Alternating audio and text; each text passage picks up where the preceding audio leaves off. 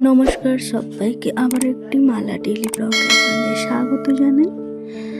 সকাল সকাল মা চা বানিয়েছিল আর কিছু ব্রেড দিয়েছিল, খেয়ে দিয়ে আমি আর মা বেরিয়ে পড়লাম চাল দেওয়ার জন্য। আর এই চাল আমাদের মুড়ি হয়।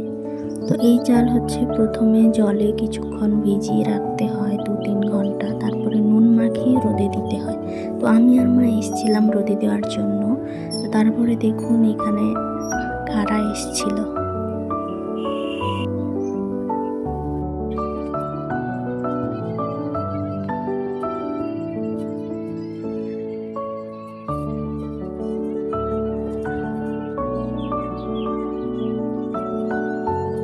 এইগুলো সব ছাগল। তো তারপর আমরা চলে যাই রান্নার। মা কি রান্না করবে, তো বাবা এনেছিল এই ছোট ছোট চিংড়ি মাছগুলো, একদম ছোট ছোট চিংড়ি মাছ। তো মা এটা আজকে বড়ি দিয়ে একদম সেই আগেকার যে পুরনো তেঁতুল হয় সেই তেঁতুল দিয়ে একদম বসা বসা টক বানাবে। তো দেখতে থাকুন পুরো রেসিপিটা। প্রথমে মা বড়িটা তেলে ভেজে নিয়ে তারপরে সেই তেলের মধ্যেই দিয়ে দিয়েছে 5 ফোড়ন, আর আগে থেকে ভেজে রাখা ছোট ছোট চিংড়ি মাছগুলো দিয়ে দিল। আর এই বাটিতে সেই তেঁতুলের পালটা বানাবে।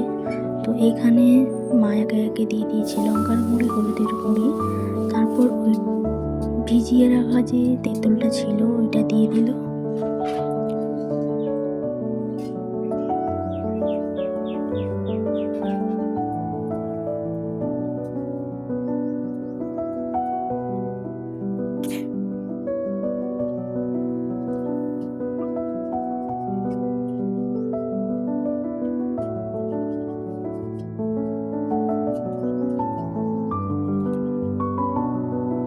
স্বাদ মতো লবণ দিয়ে দেবেন, আর একটু চিনি দিয়ে দেবেন।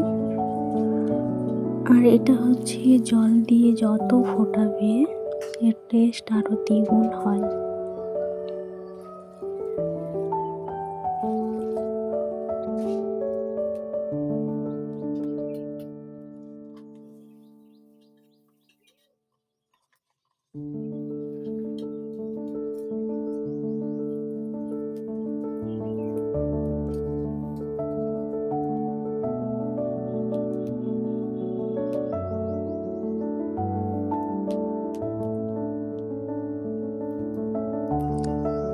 সবার শেষে সরষের তেল দিয়ে এটাকে নামিয়ে নিলে হয়ে যাবে চিংড়ি মাছের বড়ি দিয়ে বসা টক।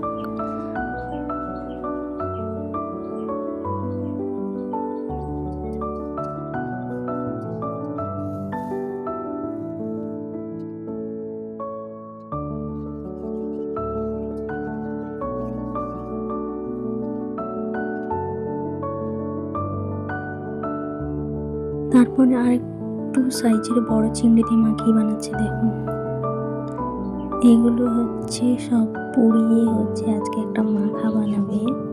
সত্যি অসাধারণ লেগেছিল। এইভাবে একবার আপনারা মাখিয়ে খাবেন।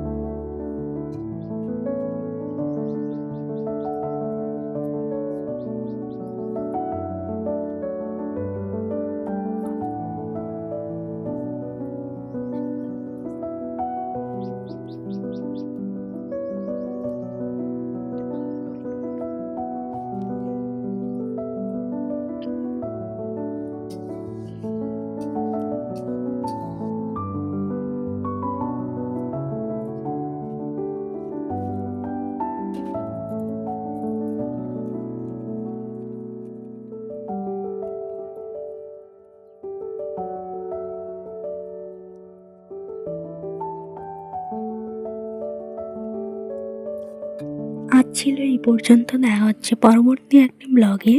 ভালো থাকবেন সবাই, আর প্লিজ চ্যানেলটিকে লাইক, কমেন্ট, শেয়ার, সাবস্ক্রাইব করতে ভুলবেন না। আর থ্যাংক ইউ সবাইকে।